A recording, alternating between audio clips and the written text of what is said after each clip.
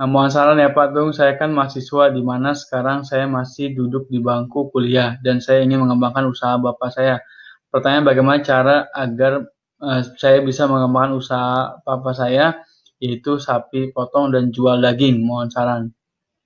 Saya belum jelas. Jadi maksudnya itu beli terus dipotong, kemudian ini bukan besarin ya? Usaha sapi potong dan jual daging. Maksudnya ngembangin seperti apa? Apakah dari anakan gitu Pak ya, digedein Ya, atau cuma saya biasa atau potong? potong terus kemudian saran saya gini, Anda terjun dulu di bidangnya.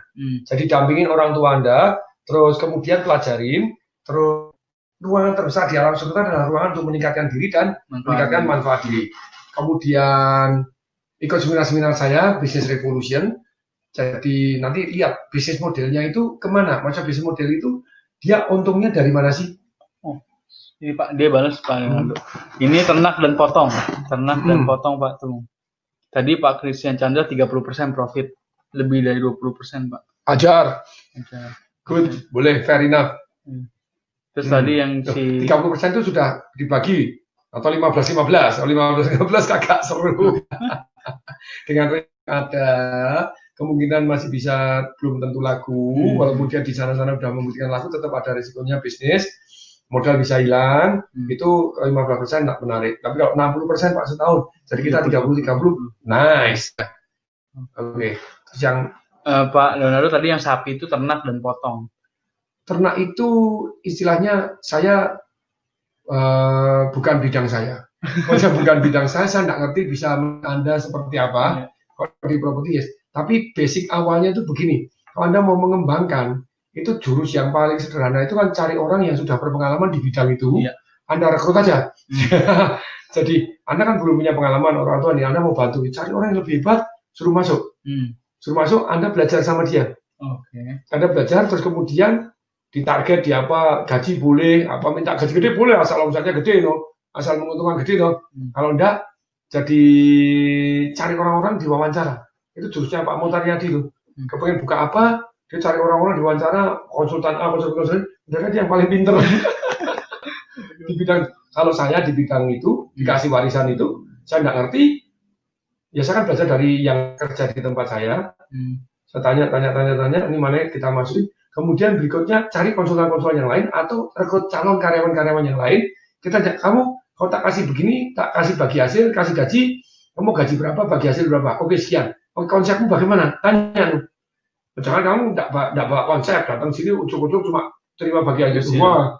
Oh saya akan melakukan beda, saya akan marketingnya begini, saya begini. Nah dengan cara seperti itu satu orang rekrut lagi tempat saingan, mau enggak kamu tak joinan sama saya nih?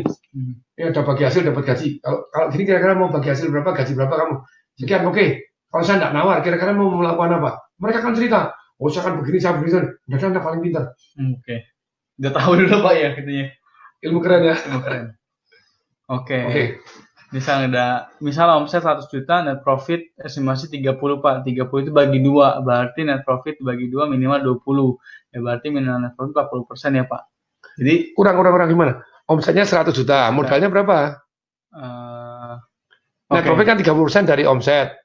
Ya berarti kan 30 juta no? Iya kan? Dibagi 2 Pak. Dibagi 2 15 juta. Nah, tapi modal Anda berapa? Oke.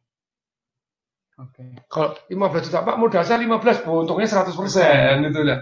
Modalnya berapa? Oi, Pak Christian Chandra. Terus Pak Demas, Pak tuh mau pencerahan. Saya dalam kondisi zonk saat ini. Payment dari customer macet sampai 150 jutaan. Dan saya harus bantu hutang orang tua 500 juta. Harus saya bayar 12 jutaan. Sedangkan modal yang ada sekarang sisa 50 juta. Saya bisnis di bidang konveksi. Mohon pencerahan. Aduh. Sisanya hutang semua nih. Kalau berenang itu sudah gelagap ini. Gini, yang 150 juta itu ada jaminannya atau enggak? Tidak ada jaminannya, kita lihat kondisinya dia mampu bayar atau tidak. Kalau dia mampu bayar dan ternyata tidak mau bayar, jadi negosiasi, tapi mendesis. Jadi kalau enggak, surat pengacara. Jadi diperdatakan. Tapi kalau ada cek yang ngeblong, dipidanakan. Jadi sebetulnya, sudahlah bayaran pakai cek dulu aja deh. Kalau dia mundur, ternyata ngeblok, pidana. Pidana itu sama pemerintah, Anda bisa lapor polisi. Tapi kalau utang piutang itu masuknya perdata. Tapi boleh somasi. Somasi itu daftarkan di pengadilan aja. Anda digugat untuk membayar. Orang disuratin dari pengadilan itu sudah deg-degan juga. Jadi itu akan membantu mereka proses untuk membayar gitu ya. Terus kemudian jadi utangnya dikejar dulu.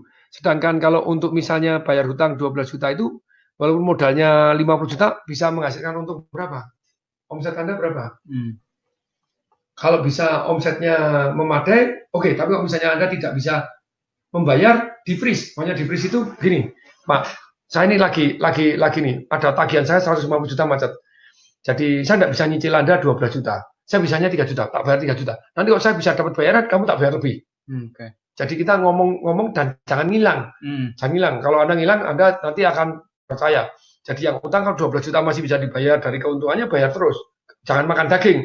Makan daging itu gini loh. Omset Anda jadi mengecil. Nah, ya, dari modal Anda 50 juta, Anda bayarkan utang tinggal 2 juta ya. Habis itu ya.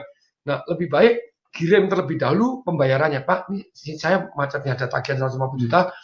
Cicilannya kepada Bapak macet, saya akan bayar sesuai dengan income saya. Nah, itu sesuai dengan profitnya. Bukan makan pokok. Karena makan pokok makin tidak bisa muter lagi.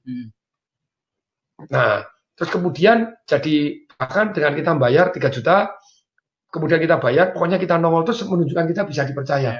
Pak, tolong saya dibantu lagi tambahin plafon lagi. Pokoknya plafon lagi, utangnya bukan 500 juta. Bahkan jadi 600 juta, enggak apa-apa. Asal putarannya lebih bagus, jadi labanya lebih bagus. Kalau itu memang bidang Anda, saya ulangi ya. Jadi yang 150 juta diselesaikan dengan, kalau dia ada jaminan, jaminannya dieksekusi. Kalau tanpa jaminan, diminta untuk mengeluarkan cek. Jadi Pak boleh mundur tapi kasih cek aja. Bapak kalau enggak ada cek, ya sudah, gugat perdata. Ada gugatan. Nah kalau dia Pak takut digugat perdata, dia mengeluarkan cek, lebih bagus. Karena cek bisa dipidanakan kalau enggak bayar. Terus kemudian bagaimana membesarkan omsetnya terlebih dahulu tuh. Nah, Anda minta bukan jadi 500 juta dari orang yang utang 500 juta, enggak, tapi bisa jadi supplier. Sedangkan cicilan Anda 12 juta, mampu bayar enggak dari profitnya? Ya. Kalau enggak mampu bayar dari profitnya, berarti Anda akan mengurangi, kan ada utang 5 juta, modal Anda 50 juta, tapi stok Anda kan banyak. Berarti kan mengurangi stok. Anda makin enggak berkutik, tarik susah, napasnya susah bernapas loh. Nah, terus caranya bagaimana? Nah, caranya 12 juta dihentikan lebih dahulu. Pak, saya bayar ya 3 juta dulu. Tapi datang bayar besok, waduh Pak, sesuai dengan omset ya. Karena ini ada tagihan-tagihan saya macet. Tapi saya berapapun saya ada untung saya bayarkan. Nah, dengan demikian orangnya lebih percaya. Kalau percaya bahkan kita bisa minta plafon lagi. Kalau dia supplier, atau cari supplier yang lain, diputar lain, tapi ada hitung dari profitnya, bukan dari capitalnya. Loh, capital itu kan 50 juta, bukan itu doang. Dari utang Anda utang itu barang, terus kemudian utang buat bayar utang ya. Kali lubang sebelah bang. Bukan untuk lubang, kali lubang lebih gede lagi nanti. Bahaya. Terus kemudian omsetnya digedein, labanya digedein. Ini nggak ada Pak, dijanjikan cicilan per bulan, cicilan yang masuk 2-5 juta per bulan. Nah, kalau sudah begitu plafon dia dihentiin. Jadi dia nyicil. Nah kalau nyicil, bukain cek aja. Nah bukain ceknya itu bisa dibayarkan ke orang lain. Atau bahkan bisa di factoring dalam arti 2 juta kita terima 1.900.000, ada orang yang mau kan itu.